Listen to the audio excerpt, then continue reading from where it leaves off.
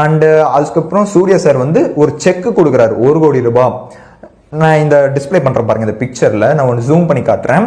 இதுல பாத்தீங்கன்னா for Agaram foundation இருக்கும். அதாவது அகரம் ஃபவுண்டேஷன்ல இருந்து பணம் வந்து இருளர் ஃபவுண்டேஷன் சம்திங் இதுக்கு வந்து நான் கொடுக்குறேன் அப்படின்னு சொல்லி சூர்யா சார் சொல்றாரு. சரி, இது வந்து இவர் சம்பாரிச்சு வாங்கினதா? ஓகே, நம்ம அவர் ஃப்ராட் பண்ணதை விடுங்க.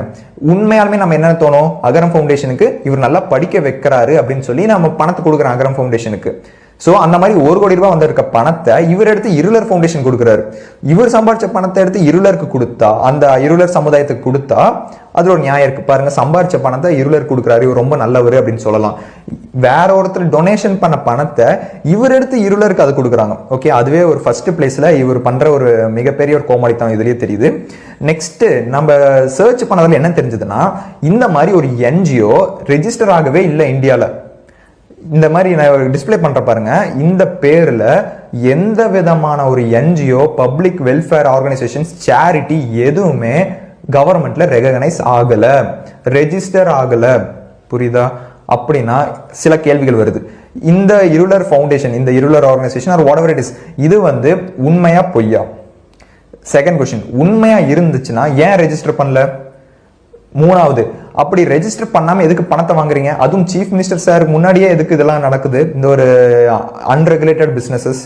அப்புறம் அப்படி ரெஜிஸ்டர் ஆகாத ஒரு எதுக்கு நீங்க பணத்தை டொனேஷன் பண்ணணும்? இதெல்லாம் நிறைய கேள்வி வருதா இல்லையா? இந்த மாதிரி ஒரு விஷயம் ரெஜிஸ்டரே ஆகல. இருளர் அப்படின்னு சொல்லக்கூடிய அந்த வார்த்தையை வச்சு எந்த ஒரு ஆர்கனைசேஷனும் இந்தியாவில் நடைமுறையிலேயே இல்லை.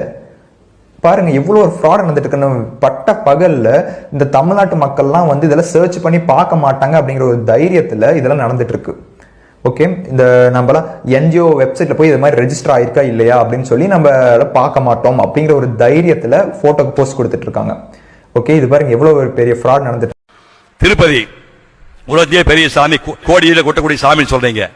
காட்பாடி இறங்கின ஒரு பக்தன் 48 நாள் விரதம் இருந்து காட்பாடி இறங்குற ஒருத்தன் நடந்து போறான்.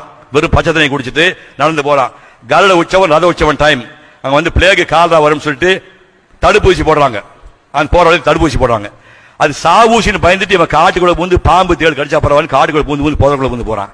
மேல போனா கோயிலை சுத்தியும் விசேஷ நாள்ல பாம்பு கூடகளை படுத்துக்கிற மாதிரி 8 சுத்து கியூ நிக்குது.